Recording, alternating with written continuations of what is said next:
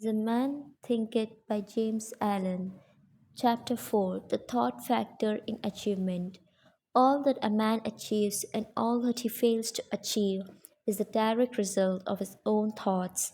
In a justly ordered universe where laws of equipoise would mean total destruction, individual responsibility must be absolute. A man's weakness and strength, purity and impurity are his own and not another man's. They are brought about by himself and not by another, and they can only be altered by himself, never by another. His condition also is his own and not another man's. His suffering and his happiness evolved from within. As he thinks, so he is. So he continues to think, so he remains. A strong man cannot help a weaker unless that weaker is willing to be helped, and even then the weak man must become stronger by himself. He must, by his own effort, develop the strength which he admires in another. None but himself can alter his condition. It has been usual for men to think and to say, many men are slaves because one is an oppressor, let us hate the oppressor. Now, however, there is amongst an increasing few a tendency to reverse this judgment and to say, one man is an oppressor because many are slaves, let us despise the slaves.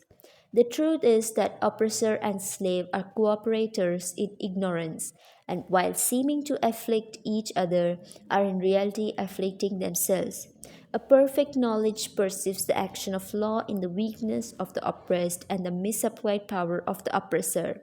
A perfect love, seeing the suffering which both states entail, condemns neither. A perfect compassion embraces both oppressor and oppressed.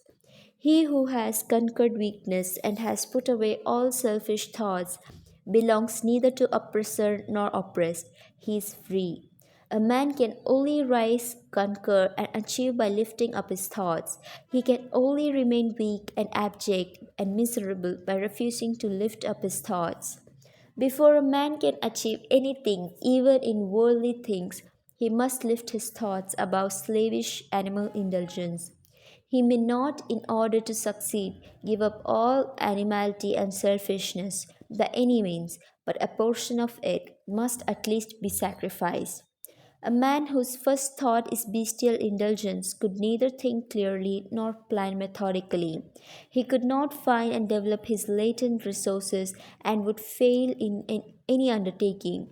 Not having commenced manfully to control his thoughts, he is not in a position to control affairs and to adopt serious responsibilities. He is not fit to act independently and stand alone, but he is limited only by the thoughts which he chooses.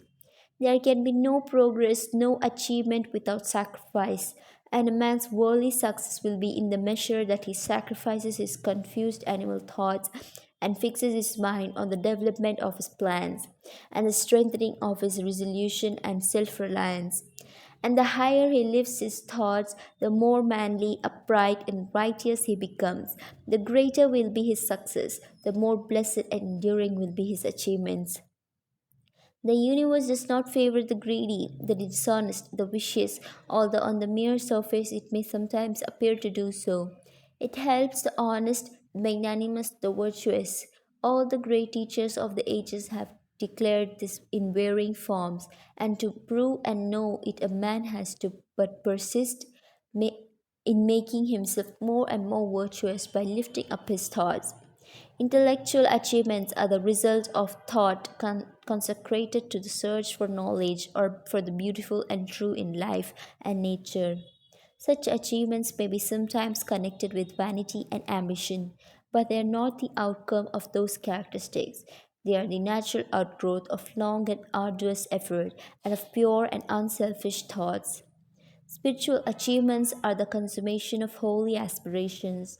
He who lives constantly in the conception of noble and lofty thoughts, who dwells upon all that is pure and unselfish, will as surely as the sun reaches its zenith and moon its full, become wise and noble in character and rise into a position of influence and blessedness.